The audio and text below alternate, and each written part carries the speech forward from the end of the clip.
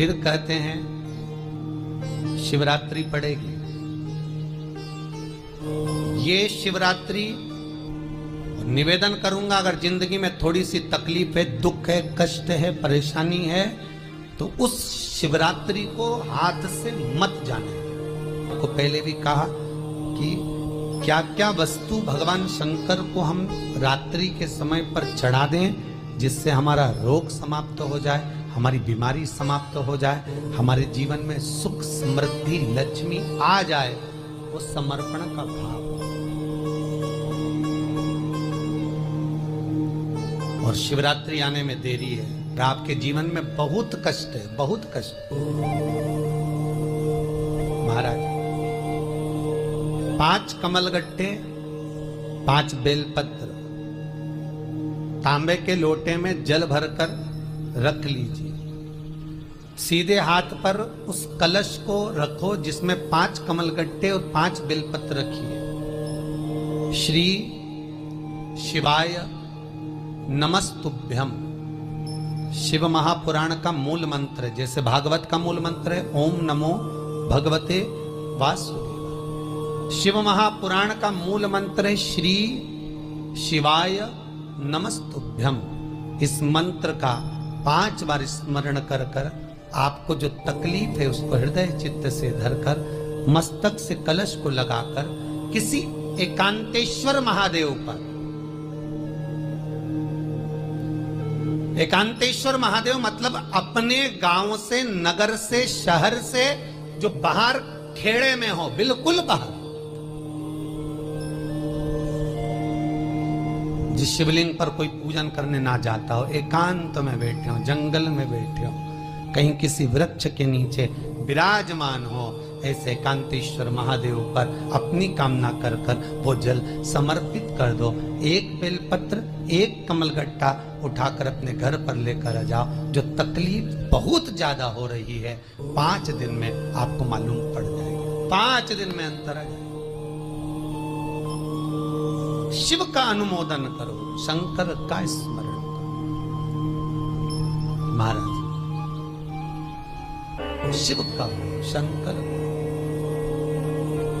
मेरे बाबा विश्वनाथ का स्मरण करो, मिलेगा। फिर निवेदन करूंगा, ब्रह्मा ब्रह्मलोक में रहते हैं, भगवान विष्णु बैकुंठ में रहते हैं। मृत्यु लोक का अगर कोई देव है तो वो महादेव है। पृथ्वी का अगर कोई देवता है तो वो देव अधिदेव महादेव है। पर हमारी आदत है, हम पड़ोस की काकी आती है तो उसको प्रणाम करते हैं, मासी सास आती है तो उसको नमन करते हैं, चाची सास आती है तो उसको नमन करते हैं, और घर में सास बैठी रहती है उसको कभी नमन नहीं करते। आदत है ना हमारी।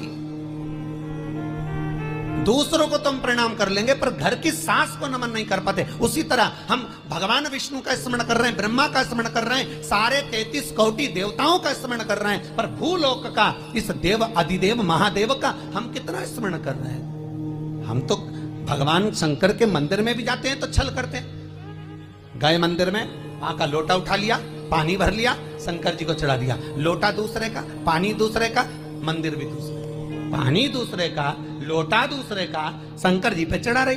अगर शंकर को जल चढ़ाना है तो घर से लेकर जा, लोटा भी घर से लेकर जा।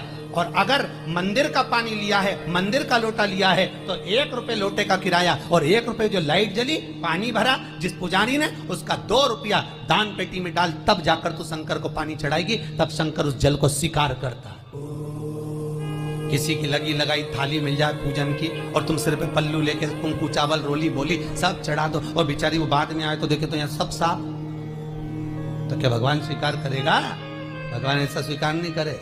फिर निवेदन है, बरसाती मेंढक मत बनो रे, अच्छे से सेवा करो, थोड़ी करो पर अच्छी करो, घर से पानी लेकर। किसी की लगी लगाई थाली में से कुंकू चावल चढ़ा दोगे तो कुछ मिलना है क्या? अरे बोलो तो। विष्णु पुराण में तो यहां तक लिखा है कि किसी का लगा हुआ दिया, किसी का दिया मंदिर के अंदर रखा था, तुमने अपना डब्बा खोलकर बत्ती निकालकर उसके दिए में रखकर जला दी और सोच रही है कि मैंने खूब बड़ा काम कर दिया, तो उसका तो फल ही नहीं मिला। विष्णु पुराण कह रही है, खुद का दिया, खुद की बाती, खुद का दीप अगर जलाती तो फल मिलता। किसी मंदिर में तुम रोज डब्बी लेकर जाओ, बत्ती लेकर जाओ, मना नहीं है, पर उस मंदिर में पहले से 5 दिए, 7 दिए, 11 दिए तुम रखता रहो तो जलाओ। दूसरे के रखे हुए दिए में 50 बार बाती जला कराना, उसका कोई फल नहीं मिलने वाला, उसका कोई फल नहीं है हमारा।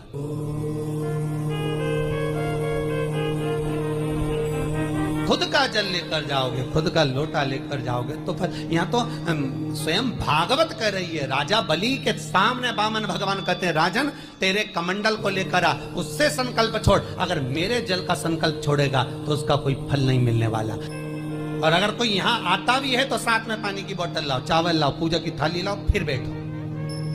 अपना संकल्प अपना होना, उसका फल हजारों गुना प्राप्त होता है।